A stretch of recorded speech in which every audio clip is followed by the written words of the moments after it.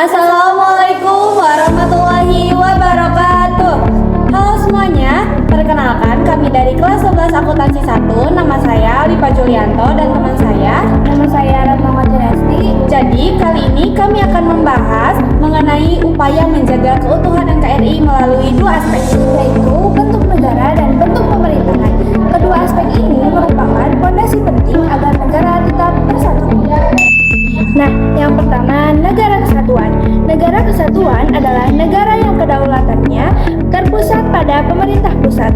Ciri-cirinya adalah hanya terdapat satu undang-undang dasar, satu kepala negara, dan satu lembaga legislasi pusat. Indonesia menganut bentuk negara kesatuan sebagaimana tercantum dalam pasal 1 Undang-Undang Dasar Negara Republik Indonesia 1945. Yang kedua, negara serikat. Negara serikat merupakan gabungan dari beberapa negara bagian. Terdapat dua pemerintahan, yaitu pemerintahan federal dan pemerintahan negara bagian. Urusan yang bersifat nasional seperti pertahanan, hubungan luar negeri, dan mata uang ditangani oleh pemerintahan federal. Contoh negara serikat adalah Amerika Serikat dan Australia. Nah, yang ketiga ada bentuk pemerintahan secara umum. Bentuk pemerintahan berkaitan dengan pemegang kekuasaan tertinggi dalam negara.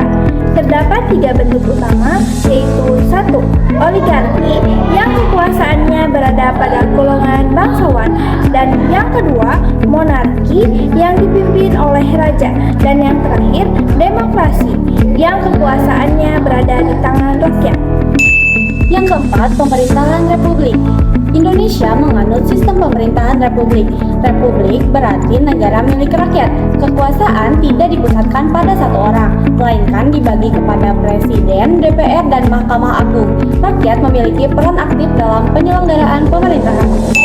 Nah, yang kelima ada pemerintahan monarki. Monarki adalah pemerintahan yang dipimpin oleh seorang raja atau ratu yang menjabat seumur hidup dan diwariskan secara turun-menurun. Monarki terbagi menjadi tiga jenis, yaitu monarki absolut, monarki konstitusional, dan monarki parlementer. Yang keenam, perubahan monarki absolut. Monarki absolut mengalami perubahan seiring munculnya lembaga peradilan yang mandiri dan tuntutan rakyat terhadap jaminan hak politik.